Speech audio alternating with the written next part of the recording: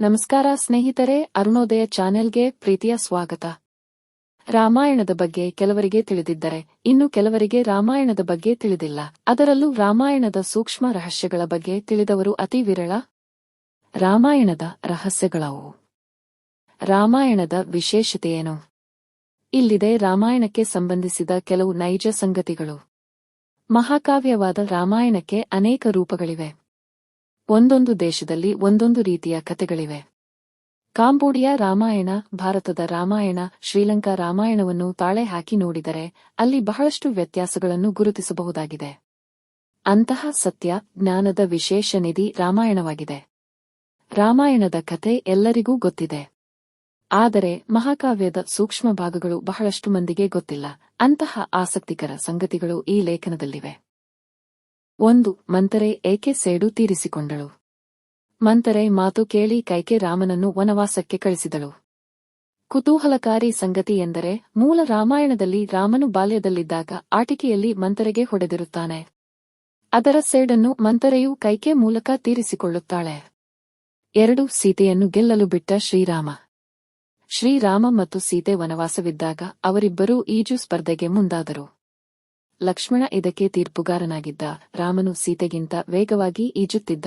ಸೀತೆಗೆ ತನ್ನ ವೇಗವನ್ನು ಉಳಿಸಿಕೊಳ್ಳಲು ಆಗಲಿಲ್ಲ. ಆಗ ರಾಮನು ತಾನೇ ಬೇಕೆಂದು ತನ್ನ ಈಜುವ ಗತಿಯನ್ನು ನಿಧಾನಗೊಳಿಸಿ ಸೀತೆ ಗೆಲ್ಲುವಂತೆ ಮಾಡಿದನು. ಸೀತೆಯ ಗೆಲುವಿನ ಖುಷಿಯನ್ನು ನೋಡಲು ರಾಮ ಬಯಸಿದ್ದ ಎನ್ನಲಾಗಿದೆ. 3. ಹನುಮನನ್ನು ರಾಮ ಆಯ್ದುಕೊಂಡಿದ್ದೇಕೆ?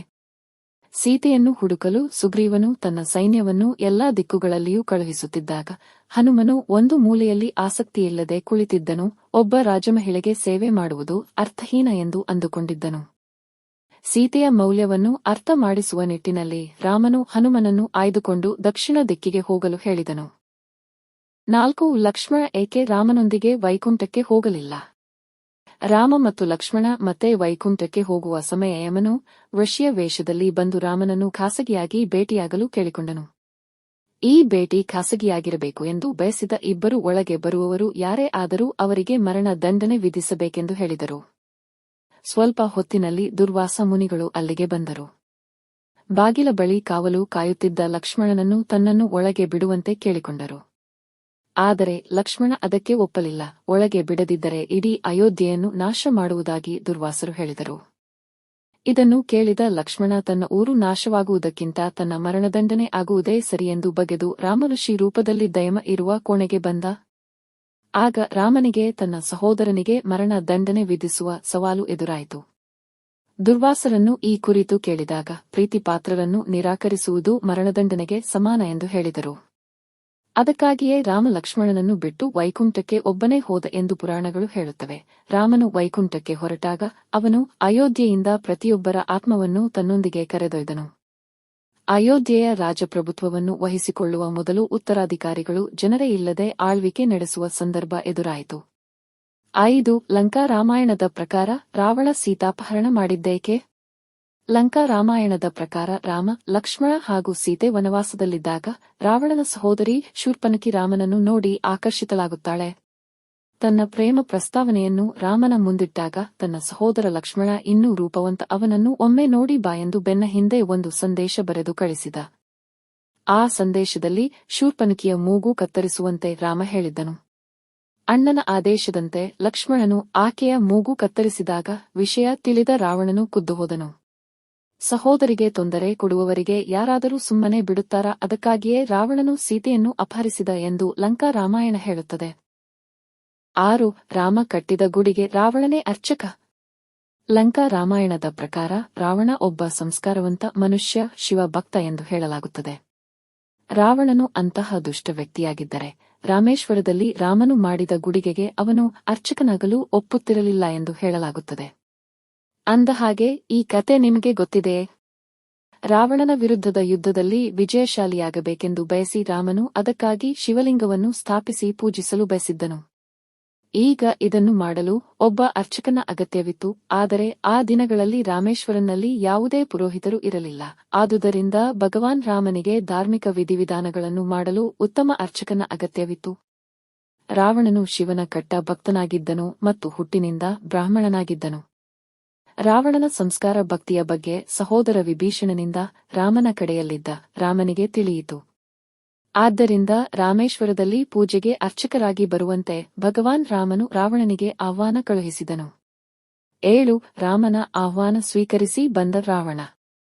ರಾವಣನು ರಾಮನ ಆಹ್ವಾನ ಸ್ವೀಕರಿಸಿ ಬಂದನು.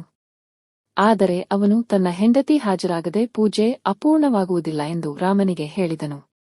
ಹೆಂಡತಿಯ ಉಪಸ್ಥಿತಿಯಿಲ್ಲದೆ ಯಾವುದೇ ಪೂಜೆ ಅಥವಾ ಯಜ್ಞವನ್ನು ಮಾಡಲು ಸಾಧ್ಯವಿಲ್ಲ. ನೀವು ಮತ್ತು ನಿಮ್ಮ ಪತ್ನಿ ಒಟ್ಟಿಗೆ ಪೂಜೆಗೆ ಕುಳಿತುಕೊಳ್ಳಬೇಕು, ಇಲ್ಲದಿದ್ದರೆ ಪೂಜೆ ಸಾಧ್ಯವಿಲ್ಲ ಎಂದು ಹೇಳಿದ. ಇಲ್ಲದ ವಸ್ತುವನ್ನು ಪೂರೈಸುವುದು ಅರ್ಚಕನ ಕರ್ತವ್ಯ. ಹಾಗಾಗಿ ಸೀತೆ ರೂಪದಲ್ಲಿ ಒಂದು ಬೊಂಬೆಯನ್ನು ತನ್ನ ಪಕ್ಕದಲ್ಲಿ ಕೂರಿಸುವಂತೆ ಕೇಳಿಕೊಂಡನು. 8 ಅದೊಂದು ಆಶೀರ್ವಾದ ಮುಳ್ಳಾಯಿತು. ರಾವಣನು ಪೂಜೆಗೆ ಸೀತೆಯನ್ನು ಕರೆತರುತ್ತಾನೆ. ಪೂಜೆಯ ನಂತರ ಭಗವಾನ್ ರಾಮ ಮತ್ತು ಸೀತಾ ಅರ್ಚಕನ ರೂಪದಲ್ಲಿದ್ದ ರಾವಣನ ಪಾದಗಳನ್ನು ಮುಟ್ಟಿ ನಮಸ್ಕರಿಸುತ್ತಾರೆ. ಆಗ ರಾಮನನ್ನು ಕುರಿತು ಆವಳನೆ ವಿಜಯೀ ಭವ ಎಂದು ಆಶೀರ್ವಾದಿಸುತ್ತಾನೆ. ಸೀತೆಯನ್ನು ಕುರಿತು ಸುಮಂಗಲಿ ಭವ ಎಂದು ಆಶೀರ್ವಾದಿಸುತ್ತಾನೆ. ತನ್ನ ಪಾದಕ್ಕೆ ಎರಗಿದ ಯಾರಿಗಾದರೂ ಶುಭವನ್ನು ಹರಸುವುದು ಅರ್ಚಕನ ಕರ್ತವ್ಯವಾಗಿರುತ್ತದೆ. ರಾವಣ ಅದನ್ನು ಮುರಿಯದೆ ಇಬ್ಬರಿಗೂ ಆಶೀರ್ವಾದ ಮಾಡಿ ತಾನು ಮಾಡಿದ ಆಶೀರ್ವಾದಕ್ಕೆ ತಕ್ಕಂತೆ ಯುದ್ಧಭೂಮಿಯಲ್ಲಿ ಸೋಲುತ್ತಾನೆ. 9 ರಾವಣನಲ್ಲಿತ್ತು ಉತ್ತಮ ಗುಣ. ಇದು ಬಹಳ ರೋಮಾಂಚಕಾರಿ ಕತೆ. ನಾವು ಯಾವಾಗಲೂ ರಾವಣನನ್ನು ಖಳನಾಯಕನಾಗಿ ನೋಡುತ್ತೇವೆ, ಆದರೆ ರಾವಣನಲ್ಲೂ ಅನೇಕ ಒಳ್ಳೆಯ ಗುಣಗಳಿವೆ.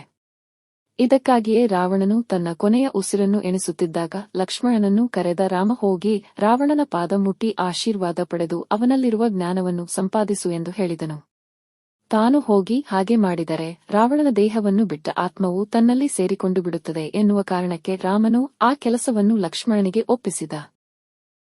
10 ಸೀತೆ ಜನಕರಾಜನ ಮಗಳಲ್ಲ, ಸೀತಾ ಜನಕನ ಮಗಳಲ್ಲ, ಅವಳು ಭೂದೇವಿಯ ಮಗಳು. ಯಜ್ಞದ ಒಂದು ಭಾಗವಾಗಿ ಭೂಮಿಯನ್ನು ಉಳುಮೆ ಮಾಡುವಾಗ ಅವಳನ್ನು ರಾಜ ಜನಕನು ಪೆಟ್ಟಿಗೆಯಲ್ಲಿ ಸೀತೆಯನ್ನು ಕಂಡನು. ನಂತರ ಅವಳನ್ನು ಭೂದೇವಿಯ ವರವೆಂದು ಪರಿಗಣಿಸಿ ಅವಳನ್ನು ತನ್ನ ಮಗಳಾಗಿ ಸ್ವೀಕರಿಸಿದನು. 11 ಮರಳಿ ಕರೆಸಿಕೊಂಡ ಭೂದೇವಿ. ಸೀತೆಯನ್ನು ಸಾಮಾನ್ಯವಾಗಿ ಭೂವಿಯಲ್ಲಿ ಉದ್ಭವಿಸಿದವಳು ಎನ್ನುವ ನಂಬಿಕೆಯಿದೆ. ಆಕೆ ಭೂತಾಯಿಯ ಮಂಗಳು ಎನ್ನುತ್ತಾರೆ. ವನವಾಸದಿಂದ ಸೀತೆ ಹಿಂದಿರುಗಿ ಬಂದಾಗ ಕೊನೆಯಲ್ಲಿ ಅಗ್ನಿ ಪರೀಕ್ಷೆಯನ್ನು ಪೂರ್ಣಗೊಳಿಸಿದ ನಂತರ ಸೀತೆಯನ್ನು ಭೂದೇವಿ ವಾಪಸ್ ಕರೆಸಿಕೊಂಡಳು. 12 ಸೀತೆ ಲಕ್ಷ್ಮೀದೇವಿಯ ಅವತಾರ. ರಾಮನನ್ನು ವಿಷ್ಣುವಿನ ಅವತಾರವೆಂದು ಹೇಗೆ ಪರಿಗಣಿಸಲಾಗುತ್ತದೆಯೋ ಸೀತೆಯನ್ನು ಕೂಡ ಲಕ್ಷ್ಮೀ ದೇವಿಯ ಅವತಾರವೆಂದು ಪರಿಗಣಿಸಲಾಗುತ್ತದೆ. ವಿಷ್ಣು ರಾಮನಾಗಿ ಭೂಮಿಯಲ್ಲಿ ಅವತರಿಸಿದಾಗ ಸೀತೆ ಲಕ್ಷ್ಮಿಯಾಗಿ ಭೂಮಿಯಲ್ಲಿ ಅವತರಿಸುತ್ತಾಳೆ. ಸಾಕ್ಷಾತ್ ಲಕ್ಷ್ಮೀ ದೇವಿಯ ಇನ್ನೊಂದು ರೂಪವೇ ಸೀತೆ. 13 ಮೊದಲು ಶಿವಧನಸ್ಸು ಹೂಡಿದ್ದು ಸೀತೆ. ಶಿವಧನುಸ್ಸನ್ನು ಸೀತೆಯು ತನ್ನ ಬಾಲ್ಯದಲ್ಲಿ ಸುಲಭವಾಗಿ ಹೂಡಿದಳು. ಜನಕ ಮಹಾರಾಜನು ಇದನ್ನು ಗಮನಿಸಿ ಸೀತಾ ಸ್ವಯಂವರದಲ್ಲಿ ಧನಸ್ಸನ್ನು ಮುರಿಯುವ ಸವಾಲು ಹಾಕಿದ್ದನು. ಕೇಳಿದ್ರಲ್ಲ ಸ್ನೇಹಿತರೆ ರಾಮಾಯಣದ ಬಗ್ಗೆ ನಿಮಗೆ ತಿಳಿಯದ ಕೆಲವು ವಿಷಯಗಳನ್ನ. ಈ ಕತೆ ಕೇಳಿಸಿಕೊಂಡಿದ್ದಕ್ಕಾಗಿ ಧನ್ಯವಾದಗಳು.